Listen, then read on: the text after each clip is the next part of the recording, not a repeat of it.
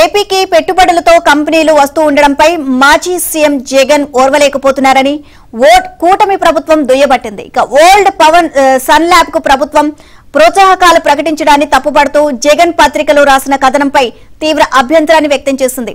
రాష్ట్రానికి పరిశ్రమలు వస్తుంటే వాటిని అడ్డుకునేలా వైసీపీ కుట్రలు కొనసాగిస్తూనే ఉంది అని ప్రభుత్వం ఒక ప్రకటనలో విమర్శించింది.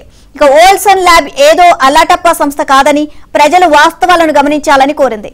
కేవలం భూముల కోసమో లేక ఇతర అవసరాల కోసమో స్థాపించిన సంస్థ అంతకంటే కాదు అని ప్రభుత్వం స్పష్టం చేసింది.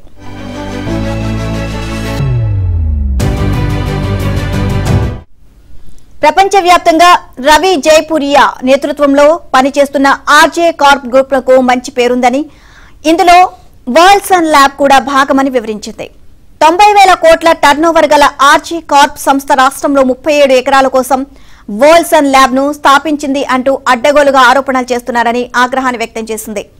ఆర్జే కార్ప్ గ్రూప్ లో భాగమైన వరల్డ్ సన్ ల్యాబ్ ఏదో అనామక కంపెనీ కాదు అని స్పష్టం చేసింది. తిరుపతి జిల్లాలోని నాయుడుపేటలో 1743 కోట్లతో గ్రీన్ఫీల్డ్ సోలార్ సెల్ మాడ్యూల్ తయారీ యూనిట్ ఏర్పాటు చేస్తోంది అని ప్రభుత్వం వెల్లడించింది. ఇంత మంచి పేరున్న సంస్థతో ఏపీ ప్రయోజనాల దృష్ట్యా ఒప్పందం చేసుకున్నామని ప్రభుత్వం తెలిపింది.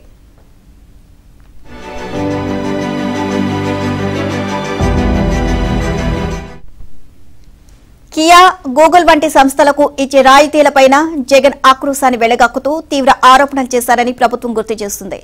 వైసీపీ ఎన్ని కుట్రలు చేసినా చెల్లుబాటు కావని విశాఖ సదస్సులో పెట్టుబడులు ఒప్పందాలు తేల్చి చెప్పాయని ఏపీ సర్కార్ వెల్లడించింది.